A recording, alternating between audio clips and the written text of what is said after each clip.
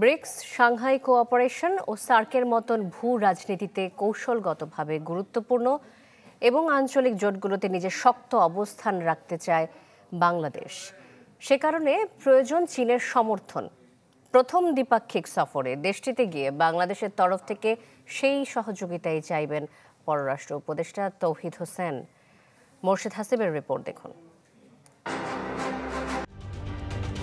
ঢালাইয়ে দৃঢ়তা, নির্মাণে নিশ্চয়তা, প্রিমিয়ার সিমেন্ট, ঢালাইয়ের রাজা।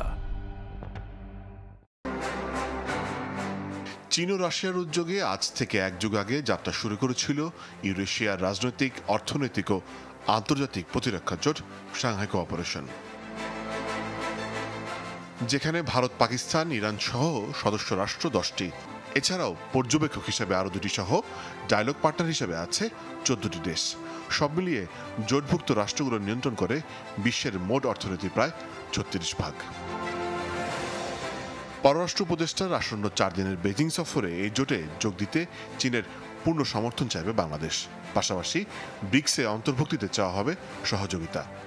অর্থনৈতিক অল্টারনেটিভ হিসেবে ব্রিক্সকে দেখা হয়। এছাড়া আসিয়ান বলেন বা সাংহাই কোঅপারেশন, এগুলিতে তো আমাদের জয়েন করাটা খুবই গুরুত্বপূর্ণ হয়ে উঠেছে, কারণ মায়ানমার ইস্যু আছে, আঞ্চলিক অস্থিতিশীলতা আছে, ভারত চীনের মধ্যে যে সম্পর্কের অস্থিতিশীলতাগুলি দেখছি সেগুলি কিন্তু বাংলাদেশের উপরেই আসবে।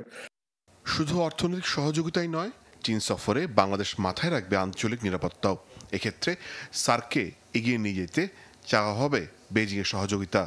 শুধু বাণিজ্যে পরিবর্তন আসে তা না, বর্ডারেও কিন্তু এখন পরিবর্তন হওয়া শুরু হয়ে গেছে। বাংলাদেশ এই প্রথমবারের মতো তার ইতিহাসে একটা নন স্টেট অ্যাক্টরকে দেখছে তার মায়ানমার বর্ডারে। ভবিষ্যতে এই বর্ডারগুলি পরিবর্তন হওয়ার সমূহ সম্ভাবনা কিন্তু আছে, সেগুলি উড়িয়ে যাওয়া না।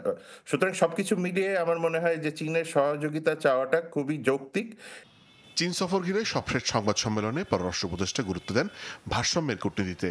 দ্বিপাক্ষিক সম্পর্ক উন্নয়নই বেজিং এর প্রধান লক্ষ্য বলে জানান চীনা রাষ্ট্রদূত। ভারত, চীন এবং মার্কিন যুক্তরাষ্ট্র 3টি দেশের সাথে সম্পর্ক আমাদের জন্য গুরুত্বপূর্ণ এবং আমরা অবশ্যই একটা ব্যালেন্স রিলেশন মেনটেন করব। আমরা কাউকেই অসন্তুষ্ট করতে চাই না। The visit also highlight the support China renders to Bangladesh, and we'll also discuss in which way we can enhance our cooperation. Morshed Hasib, channel 24, Dhaka.